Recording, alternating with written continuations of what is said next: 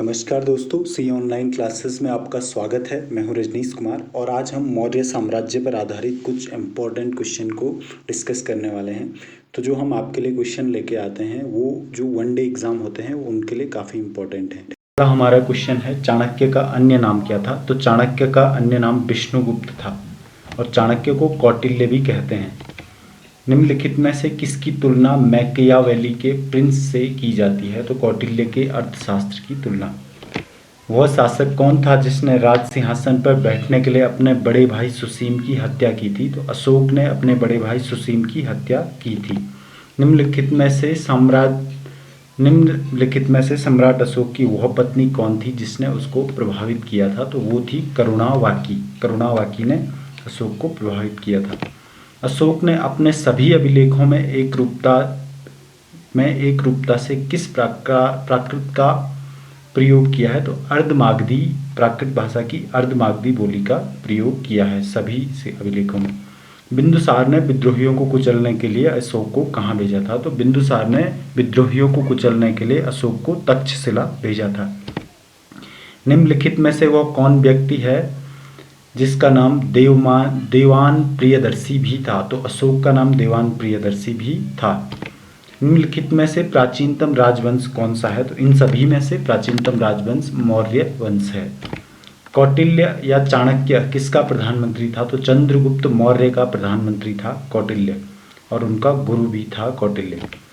कलिंग विजय के उपरांत अशोक महान ने निम्नलिखित में से किस धर्म को अंगीकार कर दिया था? तो कलिंग विजय के बाद, जब कलिंग पे लड़ाई के बाद अशोक कलिंग को जीत जाता है तो उसके बाद वो बौद्ध धर्म को अपनाता है और बौद्ध धर्म को अपनाने में उसको रास्ता जो दिखाया था तो उपगुप्त नाम के भिक्षु ने दिखाया था।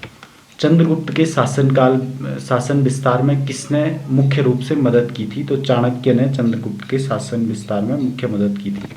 सांची किस कला व मूर्तिकला का निरूपण करता है? तो बौद्ध मूर्तिकला का निरूपण करता है सांची। प्राचीन भारत का वो प्रसिद्ध शासक जिसने अपने जीवन के अंतिम दिनों में जैन धर्म को अपनाया था? तो चंद्रगुप्त मौर्य था और चंद्रगुप्त मौर्य की मृत्यु भी श्रवणबेलगोला में हुई थी और लंबे व्रत के बाद, क्योंकि उस समय वहाँ पे चंद्रगुप्त के शासन राज्य में बड़े भयंकर अकाल पड़ गया था। मौर्य साम्राज्य की स्थापना किसने की थी? तो मौर्य साम्राज्य की स्थापना चंद्रगुप्त ने की थी। मौर्य साम्राज्य में प्रचलित मुद्रा का नाम क्या था? तो मौर्य साम्राज्य में मुद्रा को पण कहा जाता था।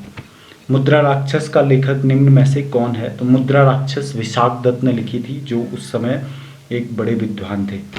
मालवा, गुजरात एवं महाराष्ट्र किसके शासन में पहली बार जीते गए? तो चंद्रगुप्त मौर्य ने पहली बार इनको जीता था।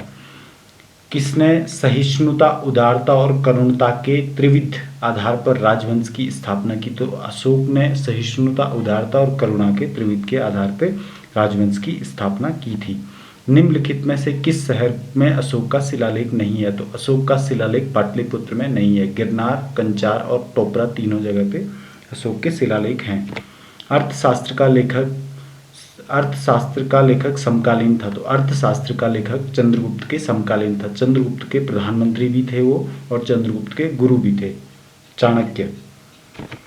नंदवंश के पश्चात मगध पर किसका शासन हुआ? तो नंदवंश के पश्चात मगध पर मौर्यों का शासन हुआ, क्योंकि चंद्रगुप्त विक्रमादित्य ने धनानंद को हराया था, जो नंदवंश का आखिरी शासक था।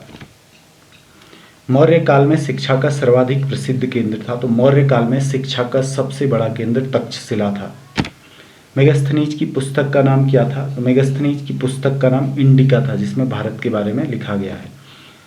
जिस ग्रंथ में चंद्रगुप्त मौर्य का विशिष्ट रूप से वर्णन हुआ है वो है विशाखदत्त, जिसके ग्रंथ में विशाखदत्त ने अपने ग्रंथ में चंद्रगुप्त मौर्य का वर्णन किया और विशाखदत्त की पुस्तक का नाम मुद्रा राक्षस है।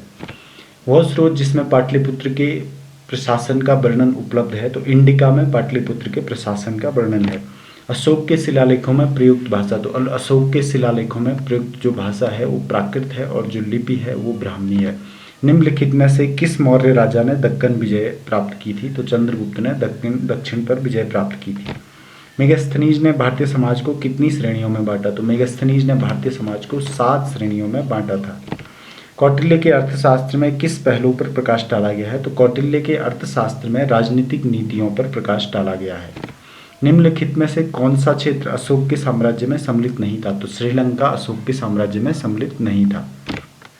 पाटलिपुत्र को किस शासक ने सर्वप्रथम अपनी राजधानी बनाया? तो इनमें से सर्वप्रथम चंद्रगुप्त मौर्य ने पाटलिपुत्र को अपनी राजधानी बनाया था। पाटलिपुत्र में स्थित चंद्रगुप्त का महल मुख्यतः बना हुआ था, तो लकड़ी का बना हुआ महल था, जो उस समय इंडिका में लिखा गया है मेगस्थनीज की पुस्तक में, तो उसने लिखा है कि लकड़ी का महल था। बराबर जहानाबाद जिला की गुफाओं का उपयोग किसने आश्रय के रूप में किया था? तो आजीवकों ने इन गुफाओं का प्रयोग किया था। किस अभिलेख से यह साबित होता है चंद्रगुप्त का प्रभाव पश्चिम भारत तक फैला हुआ था? तो रुद्र दमन का जूनागढ़ अभिलेख से ये पता चलता है कि चंद्रगुप्त का प्रभाव पश्चिम भारत तक फैला हुआ था। केवल वह स्तंभ जिसमें अशोक ने स्वयं को मगध का सम्राट बताया, तो भाब्रू स्तंभ, भाब्रू राजस्थान में के जयपुर के निकट स्थित है। विराट नगरी में यह एक चट्टान पर अशोक से संबंधित लेख प्राप्त हुआ है। भाब्रू के इस लेख से अशोक के बौद्ध मतावलंबी होने का, मतलब बौद्ध धर्म को मानने वाले का स्पष्ट प्रमाण मिलता है। भाब्रू में उसने बौद्ध धर्म तथा संघ पर अपनी आस्था प्रकट की थी। नेक्स्ट है, प्रथम भारतीय साम्राज्य स्थापित किसने किया था? तो चंद्रगुप्त मौर्य ने प्रथम भारतीय साम्राज्य स्थापित किया था, मतलब अखंड भारतीय, संपूर्ण भारत के। उत्तराखंड में अशोक का शिलालेख कहाँ मिला है? तो उत्तराखंड में कालसी में अशोक का शिलालेख मिला है। सांची का स्तूप किसने बनाया था? तो सांची का स्तूप अशोक ने बनाया था। अशोक के शिलालेखों को पढ़ने वाला प्रथम अंग्रेज कौन था? तो जेम्स प्रिंसेप था।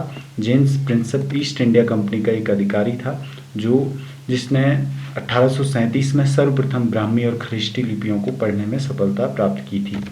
कलिंग पुत्र की विजयतमा पापियों का मन अशोक के किस शिलालेख में लिखा गया है? तो ये शिलालेख नंबर 13 में लिखा गया है। कौन सा राजा जनता के संपर्क में रहता था? तो अशोक जनता के संपर्क में बहुत ज़्यादा रहता था बाकियों के कंपैरिजन में। चंद्रगुप्त मौर्य ने सेल्यूकस को पराजित किया था। तो चंद्रगुप्त मौर्य ने सेल्यूकस को 305 ईसा पूर्व में पराजित किया था।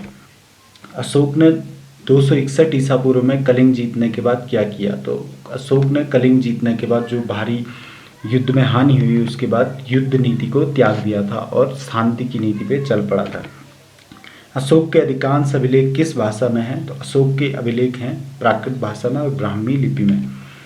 किस पंथ में चंद्रगुप्त मौर्य के लिए वृषल निम्न कुल शब्द का प्रयोग हुआ है? तो मुद्रा राक्षस जो विशाखदत्त की पुस्तक है, उसमें चंद्रगुप्त के लिए वृषल मतलब निम्न कुल का व्यक्ति का प्रयोग हुआ है। तो दोस्तों, इस तरह के वीडियो देखने के लिए हमारे चैनल को सब्सक्राइब करें। Thank you. जय हिंद, जय भारत।